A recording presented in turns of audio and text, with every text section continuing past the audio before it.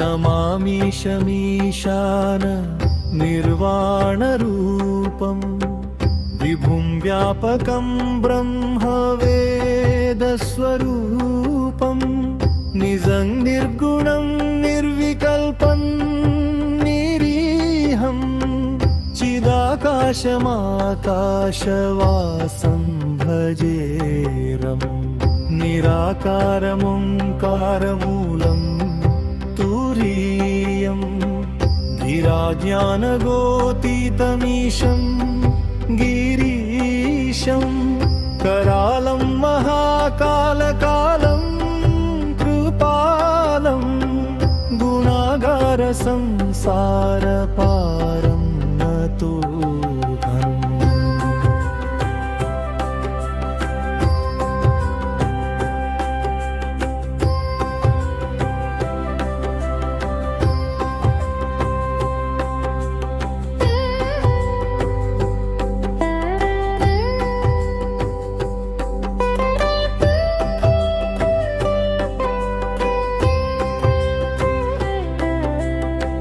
तुषाराद्रिसङ्काशगौरं गभीरं मनोभूतकोटिप्रभासि शरीरं स्फुरन्मौलिकल्लोलिनी चारुगङ्गा लसद्भालबालेन्दु कण्ठे भुजङ्गं चलत्कुण्डलं शुभ्रनेत्रं विशालं प्रसन्नाननं नीलकण्ठं दयालं मृगाधीशचर्माम्बरं मुण्डमालं प्रियं शङ्करं सर्वनाथं भजामि।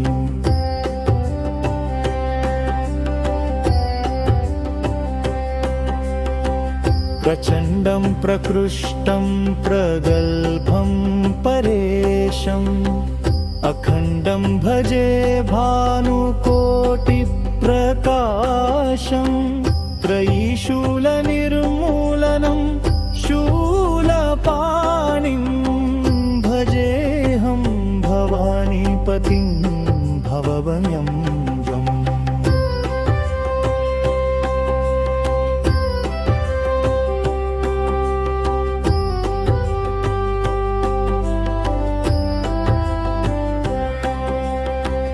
कलातीतकल्याणकल्पान्तकारी सदा सज्जनानन्ददाता पुरारी चिदानन्दसन्दोहमोहापहारी प्रसीद प्रसीद प्रभो मन्मधारी न यावदुमानाथपादा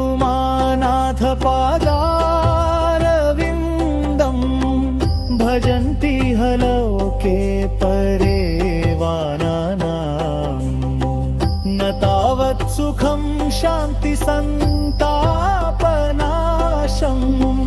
प्रसीद प्रभो सर्वभूताधिवासम्।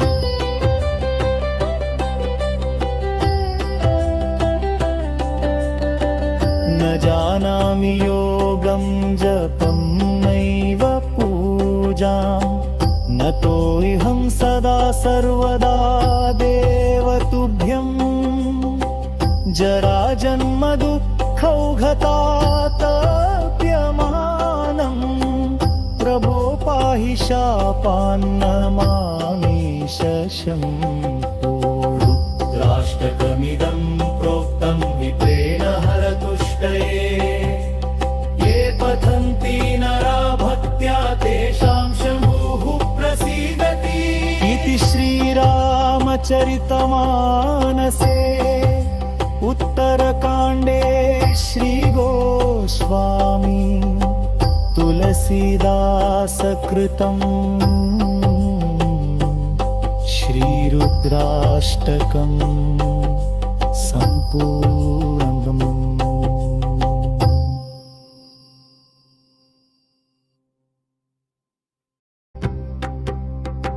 नमामि शमीशान निर्वाणरूपम् विभुं व्यापकं ब्रह्मवेदस्वरूपम् निजं निर्गुणं निर्विकल्पं निरीहं चिदाकाशमाकाशवासं भजेरम् निराकारमोङ्कारमूलं तुरीयं धीराज्ञानगोतीतमीशं गिरीशं करालं महाकालकालं कृपालं गुणागारसंसारपारं नतोऽहम्।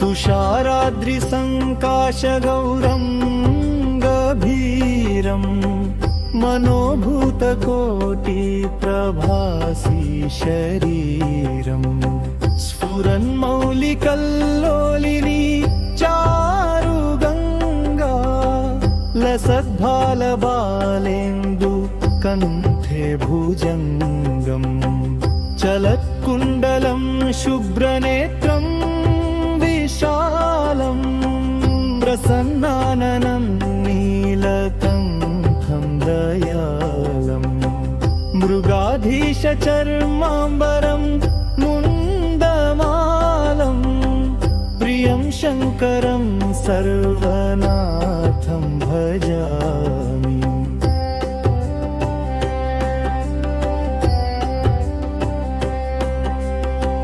प्रचण्डं प्रकृष्टं प्रगल्भं परेशम् अखण्डं भजे भानुकोटिप्रकाशं त्रयीशूलनिर्मूलनं शूलपाणिं भजेऽहं भवानीपतिं भवभयं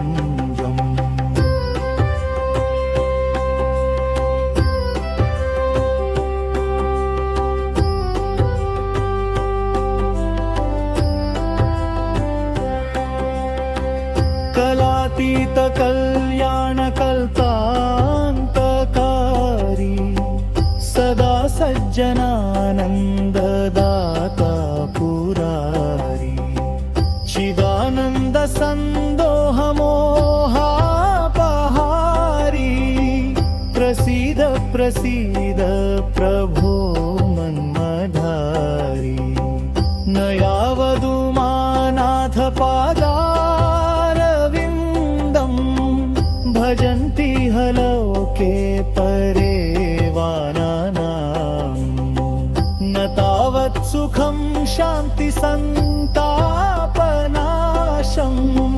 प्रसीद प्रभो सर्वभूताधिवासम्।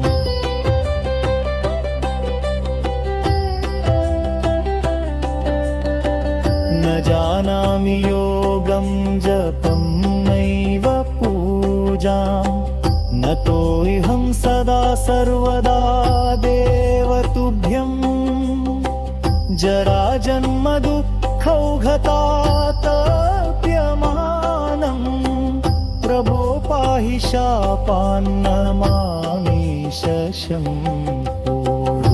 राष्ट्रकमिदं प्रोक्तं विप्रेण हरतुष्टये ये पठन्ति नरा भक्त्या तेषां शम्भुः प्रसीदति इति श्रीरामचरितमानसे उत्तरकाण्डे श्रीगोस्वामी तुलसीदासकृतं श्रीरुद्राष्टकं सम्पूर्णम्।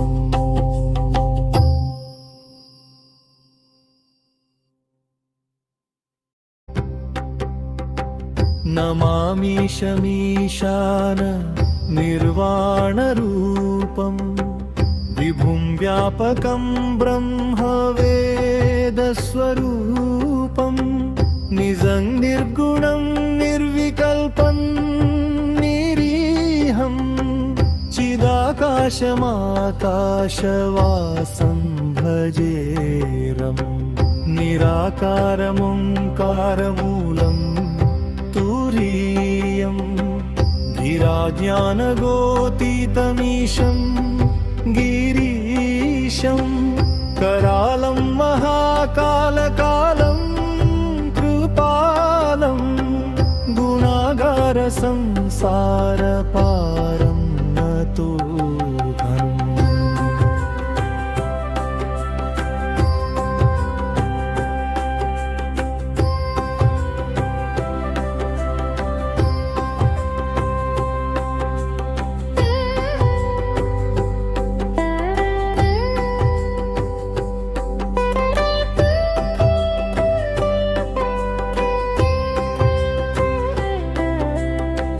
तुषाराद्रिसङ्काशगौरं गभीरं मनोभूतकोटिप्रभासि शरीरं स्फुरन्मौलिकल्लोलिनी चारुगङ्गा लसद्भालबालेन्दु कण्ठे भुजङ्गम् चलत्कुण्डलं शुभ्रनेत्रं विशालं प्रसन्नाननं नीलकण्ठं दयालं मृगाधीशचर्माम्बरं मुण्डमालं प्रियं शङ्करं सर्वनाथं भजामि।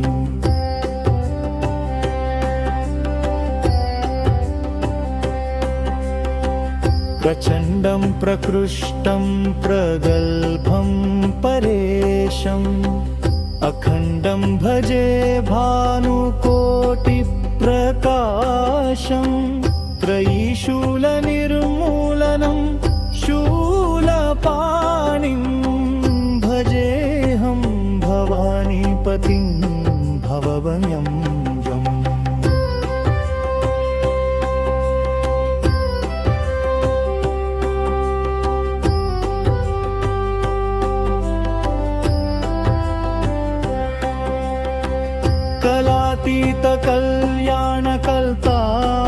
कलातीतकल्याणकल्पान्तकारी सदा सज्जनानन्ददाता पुरारी चिदानन्दसन्दोहमोहापहारी प्रसीद प्रसीद प्रभो मन्मधारी न यावदुमानाथपादा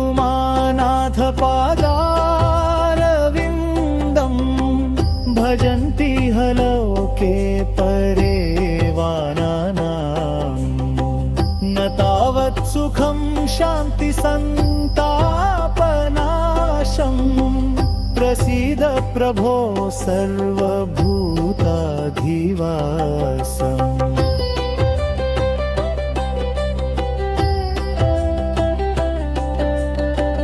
न जानामि योगं जपं नैव पूजां नतोऽहं सदा सर्वदा देव तुभ्यं जराजन्म दुःखौघतातप्यमानं प्रभो पाहि शापान्नमामीश शम्भो। रुद्राष्टकमिदं प्रोक्तं विप्रेण हरतुष्टये ये पठन्ति नरा भक्त्या तेषां शम्भुः प्रसीदति इति श्रीरामचरितमानसे उत्तरकाण्डे श्रीगोस्वामी तुलसीदासकृतं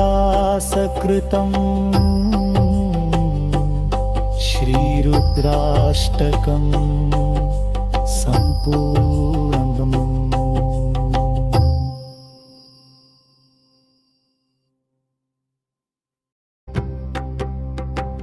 नमामि शमीशान निर्वाणरूपं विभुं व्यापकं ब्रह्मवेदस्वरूपं निजं निर्गुणं निर्विकल्पं निरीहं चिदाकाशमाकाशवासं भजेरम् निराकारमोङ्कारमूलं तुरीयं धीराज्ञानगोतीतमीशं गिरीशं करालं महाकालकालं कृपालं गुणागारसंसारपारं नतोऽहम्।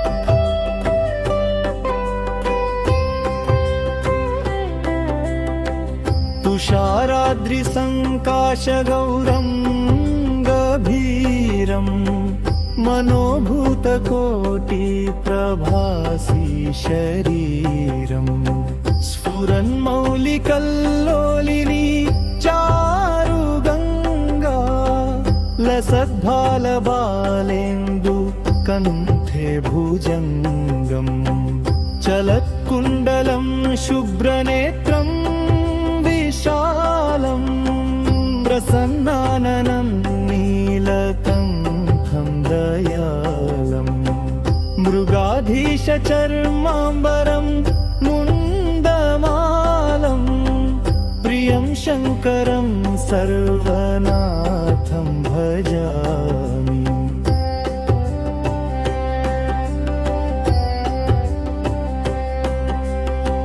प्रचण्डं प्रकृष्टं प्रगल्भं परेशम् अखण्डं भजे भानुकोटिप्रकाशं त्रयीशूलनिर्मूलनं शूलपाणिं भजेऽहं भवानीपतिं भवभयं यम्।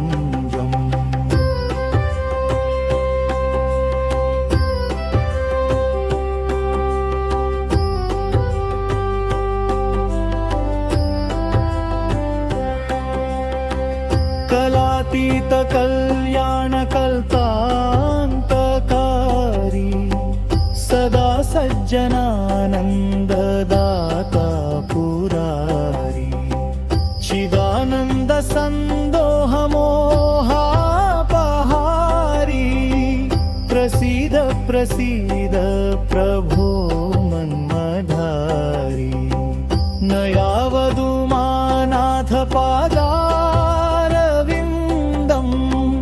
भजन्ति हलोके परे वानानां न तावत् सुखं शान्ति सन्तापनाशं प्रसीद प्रभो सर्वभूताधिवासम्।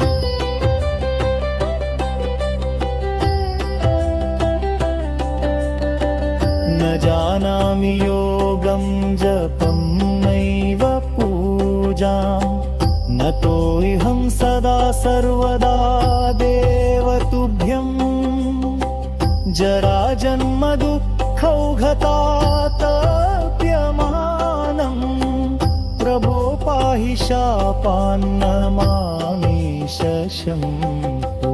रुद्राष्टकमिदं प्रोक्तं विप्रेण हरतुष्टये ये पठन्ति नरा भक्त्या तेषां शम्भुः प्रसीदति इति श्रीरामचरितमानसे उत्तरकाण्डे श्रीगोस्वामी तुलसीदासकृतं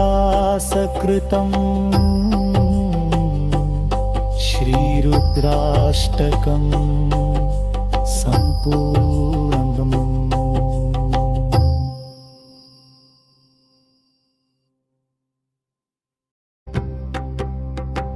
नमामि नमामीशमीशान निर्वाणरूपम् विभुं व्यापकं ब्रह्मवेदस्वरूपम् निजं निर्गुणं निर्विकल्पं निरीहम् चिदाकाशमाकाशवासं भजेरम् निराकारमोङ्कारमूलं तुरीयम् धीराज्ञानगोतीतमीशं गिरीशं करालं महाकालकालं कृपालं गुणागारसंसारपारं नतोऽहम्।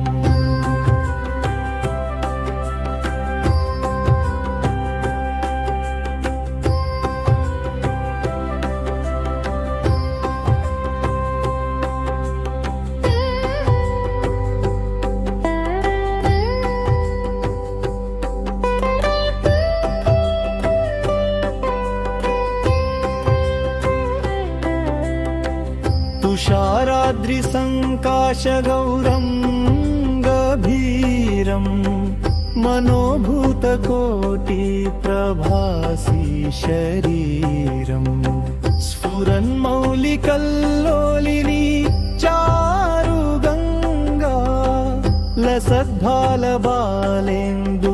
कण्ठे भुजङ्गम् चलत्कुण्डलं शुभ्रनेत्रं विशालं प्रसन्नाननं नीलकण्ठं दयालं मृगाधीशचर्माम्बरं मुण्डमालं प्रियं शङ्करं सर्वनाथं भजामि।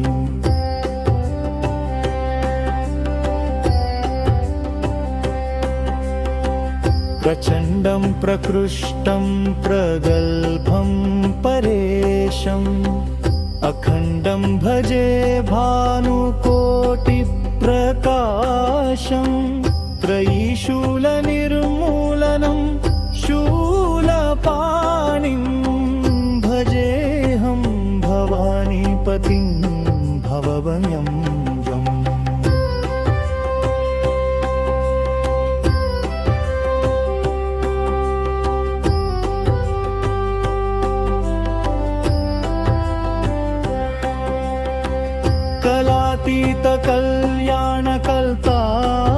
कलातीतकल्याणकल्पान्तकारी सदा सज्जनानन्ददाता पुरारी चिदानन्दसन्दोहमोहापहारी प्रसीद प्रसीद प्रभो मन्मधारी न यावदुमानाथपादारविन्दं भजन्ति हलोके परे वानानां न तावत् सुखं शान्तिसन्तापनाशं प्रसीद प्रभो सर्वभूताधिवासम्।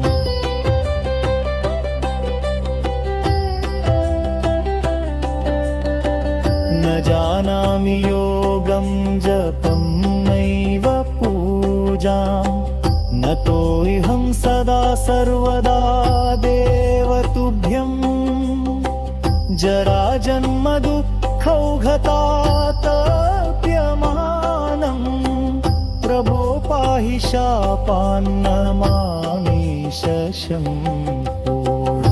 राष्ट्रकमिदं प्रोक्तं विप्रेण हरतुष्टये ये पठन्ति नरा भक्त्या तेषां शम्भुः प्रसीदति इति श्रीरामचरितमानसे उत्तरकाण्डे श्रीगोस्वामी तुलसीदासकृतं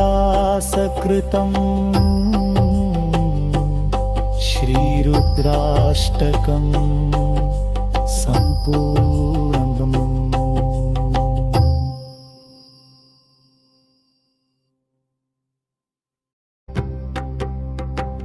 नमामीशमीशान निर्वाणरूपं विभुं व्यापकं ब्रह्मवेदस्वरूपं निजं निर्गुणं निर्विकल्पं निरीहं चिदाकाशमाकाशवासं भजेरम् निराकारमोङ्कारमूलं तुरीयं धीराज्ञानगोतीतमीशं गिरीशं करालं महाकालकालं कृपालं गुणागारसंसारपारं नतोऽहम्।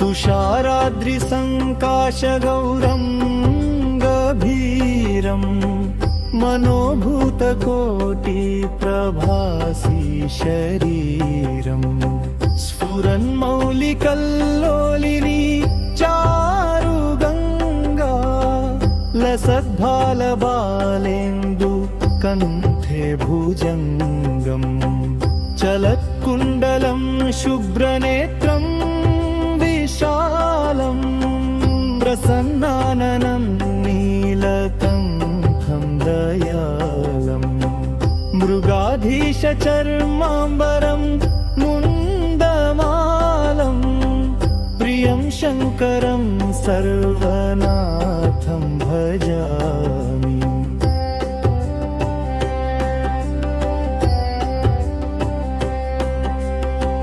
प्रचण्डं प्रकृष्टं प्रगल्भं परेशम् अखण्डं भजे भानुकोटिप्रकाशं त्रयीशूलनिर्मूलनं शूलपाणिं भजेऽहं भवानीपतिं भवभयं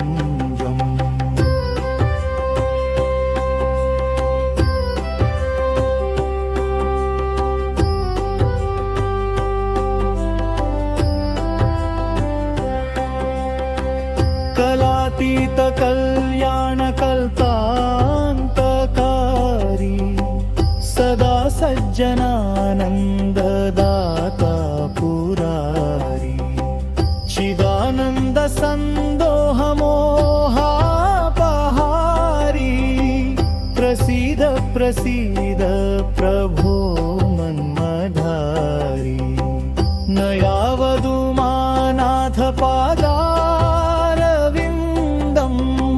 भजन्ति हलोके परे वानानां न तावत् सुखं शान्तिसन्तापनाशं प्रसीद प्रभो सर्वभूताधिवासम्।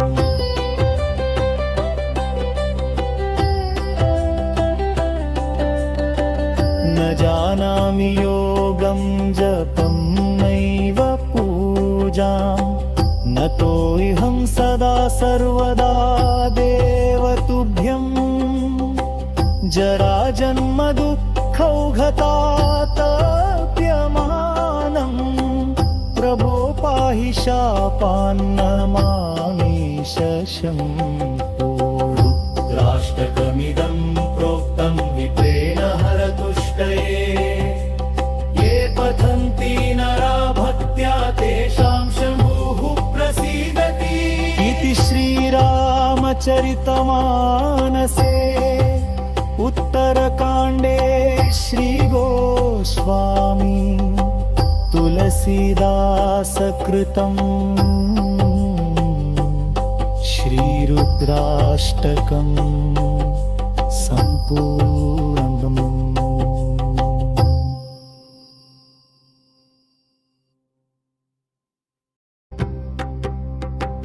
नमामीशमीशान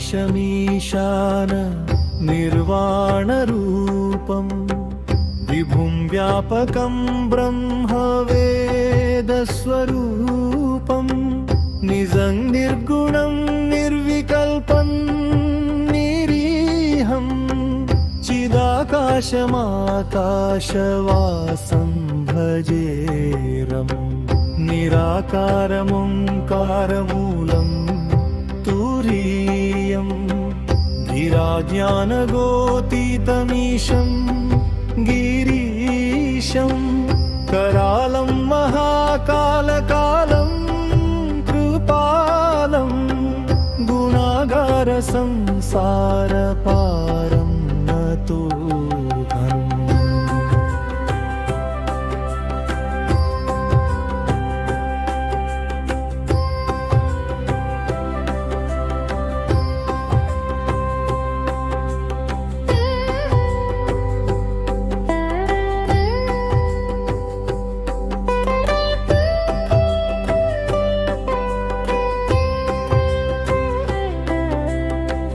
तुषाराद्रिसङ्काशगौरं गभीरं मनोभूतकोटिप्रभासि शरीरं स्फुरन्मौलिकल्लोलिनी चारुगङ्गा लसद्भालबालेन्दु कण्ठे भुजङ्गं चलत्कुण्डलं शुभ्रनेत्रं विशालं प्रसन्नाननं नीलकण्ठं दयालं मृगाधीशचर्माम्बरं मुण्डमालं प्रियं शङ्करं सर्वनाथं भजामि।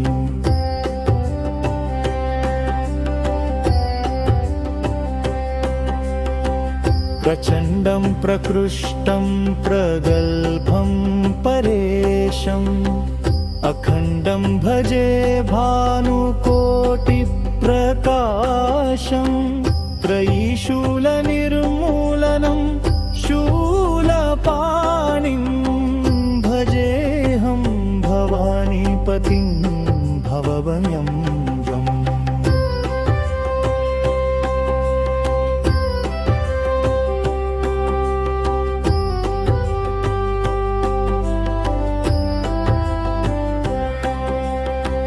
कलातीतकल्याणकल्पान्तकारी सदा सज्जनानन्ददाता पुरारी चिदानन्दसन्दोहमोहापहारी प्रसीद प्रसीद प्रभो मन्मधारी न यावदुमानाथपादा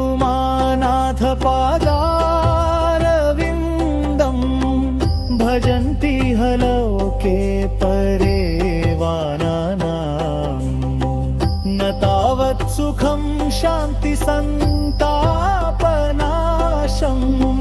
प्रसीद प्रभो सर्वभूताधिवासम्।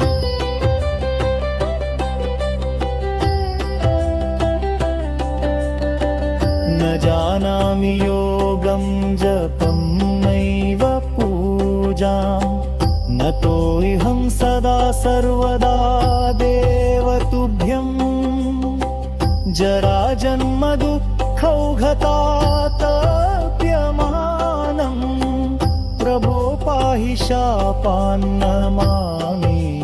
शम्भो। रुद्राष्टकमिदं प्रोक्तं विप्रेण हरतुष्टये ये पठन्ति नरा भक्त्या तेषां शम्भुः प्रसीदति इति श्रीरामचरितमानसे उत्तरकाण्डे श्रीगोस्वामी तुलसीदासकृतं श्रीरुद्राष्टकं सम्पूर्णम्।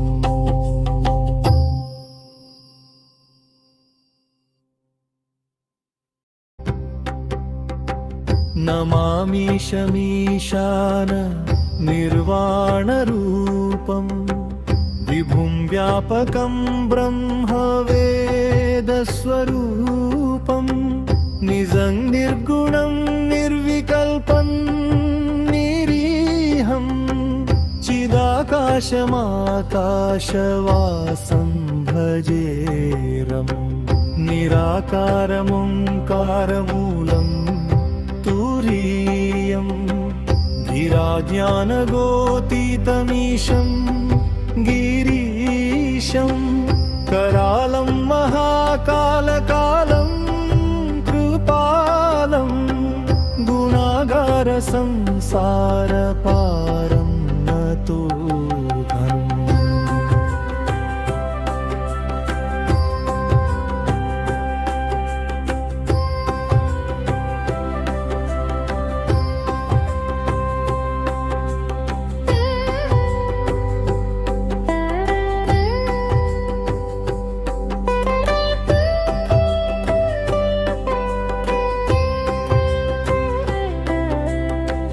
तुषाराद्रिसङ्काशगौरं गभीरं मनोभूतकोटिप्रभासि शरीरं स्फुरन्मौलिकल्लोलिनी चारुगङ्गा लसद्भालबालेन्दु कण्ठे भुजङ्गम् चलत्कुण्डलं शुभ्रनेत्रं विशालं प्रसन्नाननं नीलकण्ठं दयालं मृगाधीशचर्माम्बरं मुण्डमालं प्रियं शङ्करं सर्वनाथं भजामि।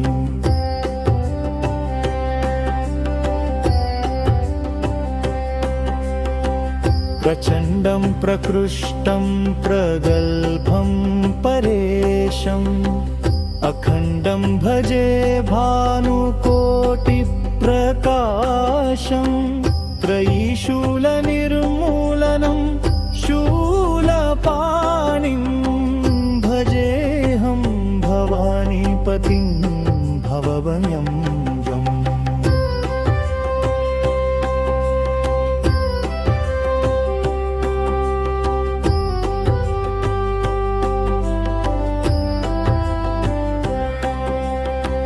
कलातीतकल्याणकल्पान्तकारी सदा सज्जनानन्ददाता पुरारी चिदानन्दसन्दोहमोहापहारी प्रसीद प्रसीद प्रभो मन्मधारी न यावदुमानाथपादारविन्दं भजन्ति हलोके परे वानानां न तावत् सुखं शान्तिसन्तापनाशं प्रसीद प्रभो सर्वभूताधिवासम्।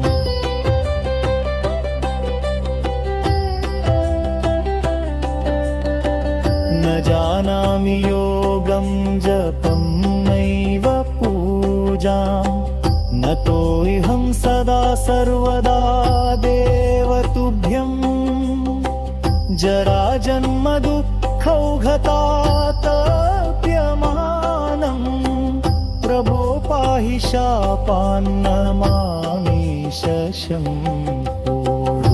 राष्ट्रकमिदं प्रोक्तं विप्रेण हरतुष्टये ये पठन्ति नरा भक्त्या तेषां शम्भुः प्रसीदति इति श्रीरामचरितमानसे उत्तरकाण्डे श्रीगोस्वामी तुलसीदासकृतं श्रीरुद्राष्टकं सम्पूर्णम्।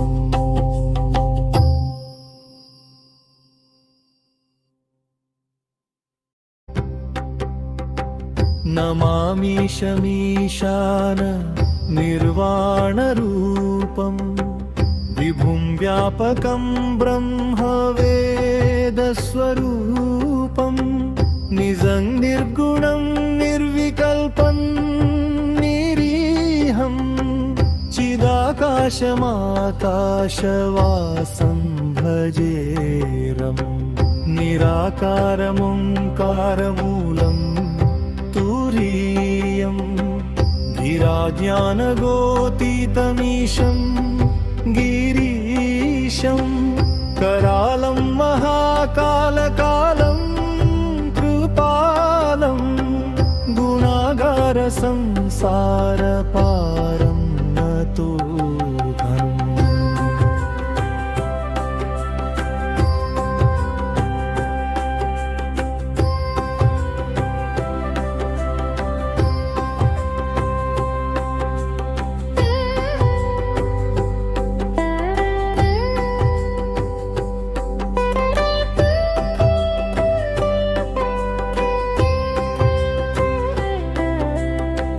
तुषाराद्रिसङ्काशगौरं गभीरं मनोभूतकोटिप्रभासि शरीरं स्फुरन्मौलिकल्लोलिनी चारुगङ्गा लसद्भालबालेन्दु कण्ठे भुजङ्गम् चलत्कुण्डलं शुभ्रनेत्रं विशालं प्रसन्नाननं नीलकण्ठं दयालं मृगाधीशचर्माम्बरं मुण्डमालं प्रियं शङ्करं सर्वनाथं भजामि।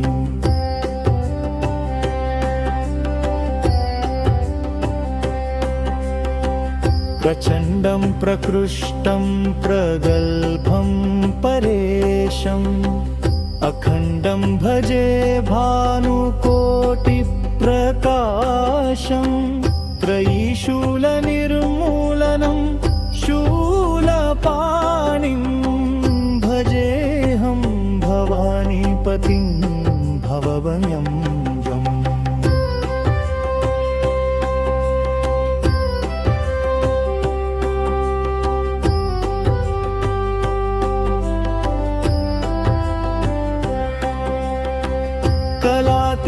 कल्याणकल्पान्तकारी सदा सज्जनानन्ददाता पुरारी चिदानन्दसन्दोहमोहापहारी प्रसीद प्रसीद प्रभो मन्मधारी न यावदुमानाथपादा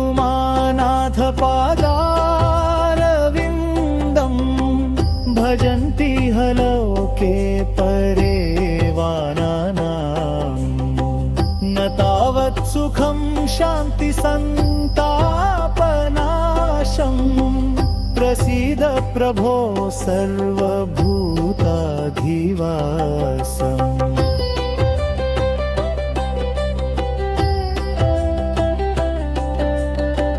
न जानामि योगं जपं नैव नतोऽहं सदा सर्वदा देव तुभ्यं जराजन्म दुःखौघतातप्यमानं प्रभो पाहि शापान्नमामीश शम्भो। रुद्राष्टकमिदं प्रोक्तं विप्रेण हरतुष्टये ये पठन्ति नरा भक्त्या तेषां इति श्रीरामचरितमानसे उत्तरकाण्डे श्रीगोस्वामी तुलसीदासकृतं श्रीरुद्राष्टकं सम्पूर्णम्।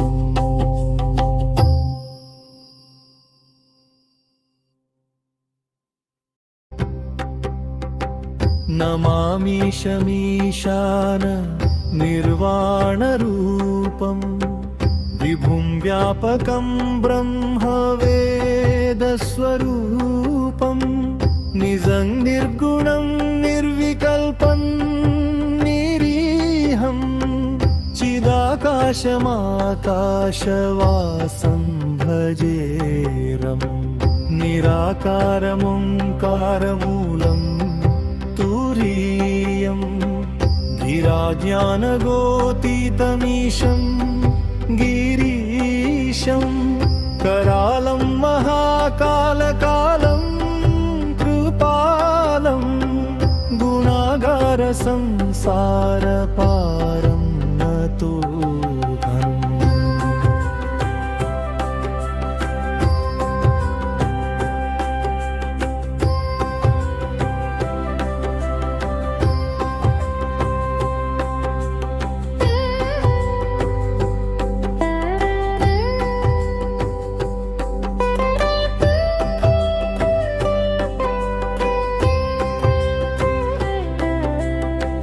तुषाराद्रिसङ्काशगौरं गभीरं मनोभूतकोटिप्रभासि शरीरं स्फुरन्मौलिकल्लोलिनी चारुगङ्गा लसद्भालबालेन्दु कण्ठे भुजङ्गं चलत्कुण्डलं शुभ्रनेत्रं विशालं प्रसन्नाननं नीलकण्ठं दयालं मृगाधीशचर्माम्बरं मुण्डमालं प्रियं शङ्करं सर्वनाथं भजामि।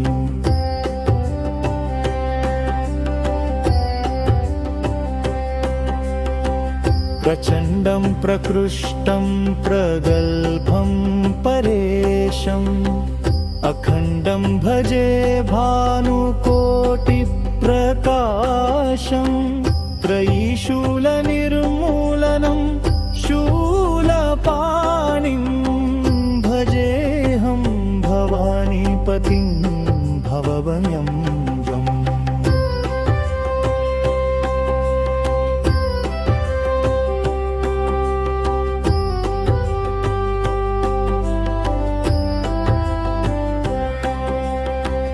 कलातीतकल्याणकल्पान्तकारी सदा सज्जनानन्ददाता पुरारी चिदानन्दसन्दोहमोहापहारी प्रसीद प्रसीद प्रभो मन्मधारी न यावदुमानाथपादा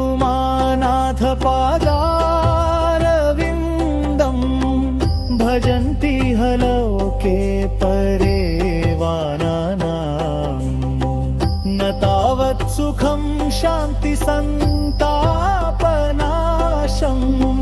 प्रसीद प्रभो सर्वभूताधिवासम्।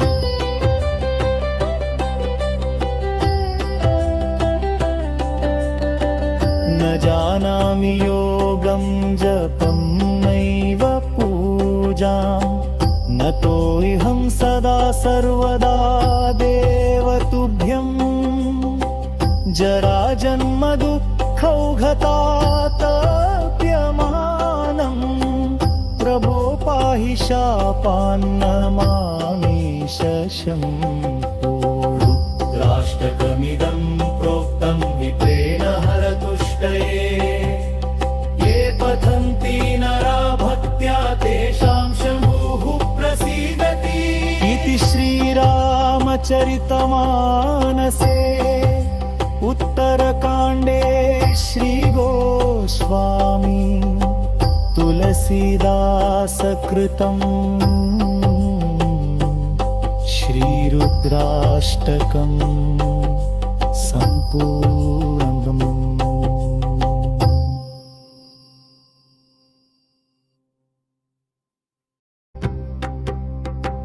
नमामि शमीशान निर्वाणरूपम् विभुं व्यापकं ब्रह्मवेदस्वरूपम् निजं निर्गुणं निर्विकल्पं निरीहं चिदाकाशमाकाशवासं भजेरम् निराकारमोङ्कारमूलं तुरीयं धीराज्ञानगोतीतमीशं गिरीशं करालं महाकालकालं कृपालं गुणागारसंसारपारं नतोऽहम्।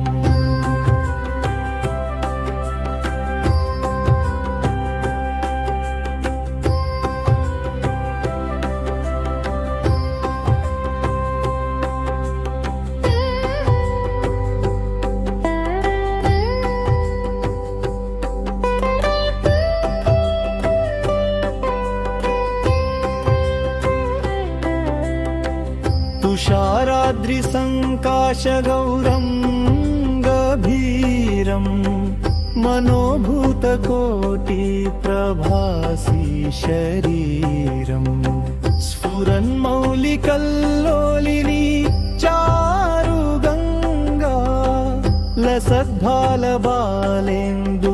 कण्ठे भुजङ्गम् चलत्कुण्डलं शुभ्रनेत्रं विशालं प्रसन्नाननं नीलकण्ठं दयालं मृगाधीशचर्माम्बरं मुण्डमालं प्रियं शङ्करं सर्वनाथं भजामि।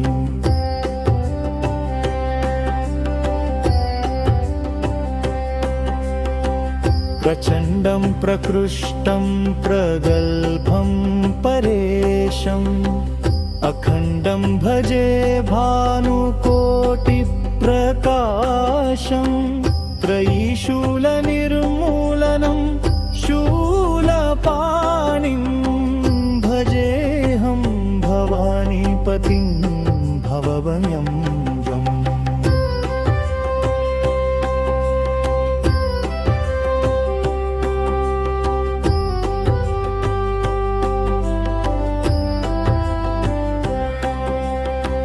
कलातीतकल्याणकल्पान्तकारी सदा सज्जनानन्ददाता पुरारी चिदानन्दसन्दोहमोहापहारी प्रसीद प्रसीद प्रभो मन्मधारी न यावदुमानाथपादारविन्दं भजन्ति हलोके परे वानानां न तावत् सुखं शान्तिसन्तापनाशं प्रसीद प्रभो सर्वभूताधिवासम्।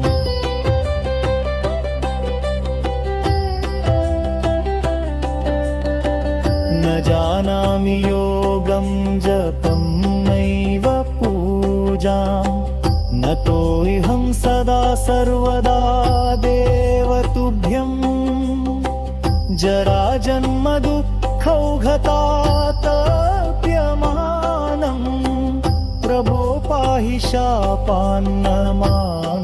शशंको।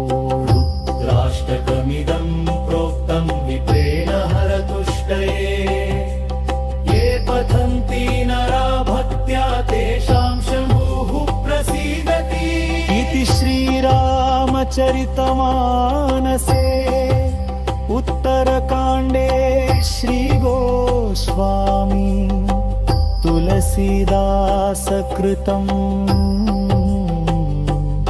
श्रीरुद्राष्टकं सम्पूर्णम्।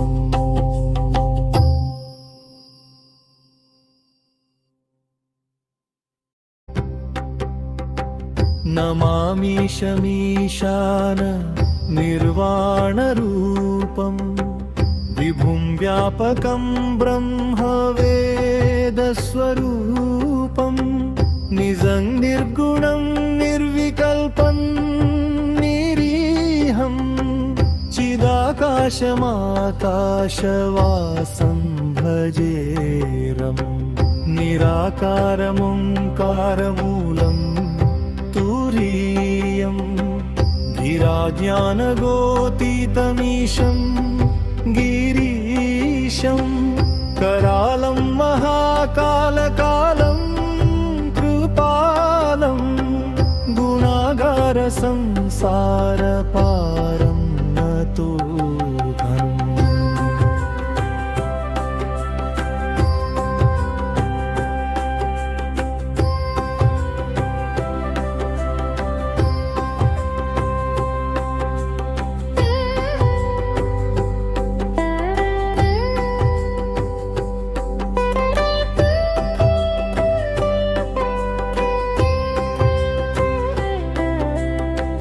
तुषाराद्रिसङ्काशगौरं गभीरं मनोभूतकोटिप्रभासि शरीरं स्फुरन्मौलिकल्लोलिनी चारुगङ्गा लसद्भालबालेन्दु कण्ठे भुजङ्गम् चलत्कुण्डलं शुभ्रनेत्रं विशालं प्रसन्नाननं नीलकण्ठं दयालं मृगाधीशचर्माम्बरं मुण्डमालं प्रियं शङ्करं सर्वनाथं भजामि।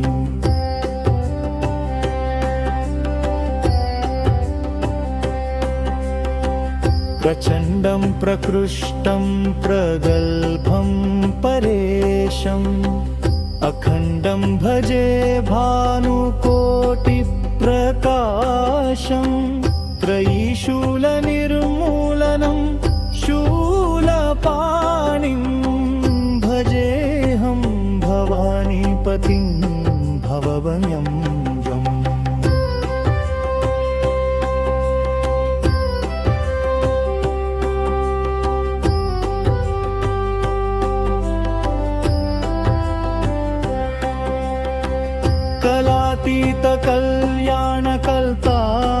कलातीतकल्याणकल्पान्तकारी सदा सज्जनानन्ददाता पुरारी चिदानन्दसन्दोहमोहापहारी प्रसीद प्रसीद प्रभो मन्मधारी न यावदुमानाथपादा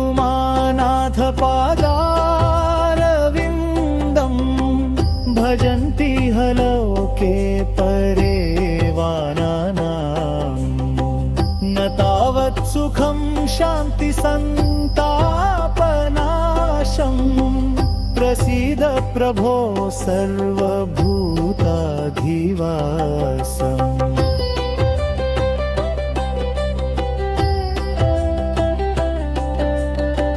न जानामि योगं जपं नैव पूजां नतोऽहं सदा सर्वदा देव तुभ्यं जराजन्म दुःखौघतातप्यमानं प्रभो पाहि शापान्नमामीश शम्भो। रुद्राष्टकमिदं प्रोक्तं विप्रेण हरतुष्टये ये पठन्ति नरा भक्त्या तेषां शम्भुः प्रसीदति इति श्रीरामचरितमानसे उत्तरकाण्डे श्रीगोस्वामी तुलसीदासकृतं श्रीरुद्राष्टकम्।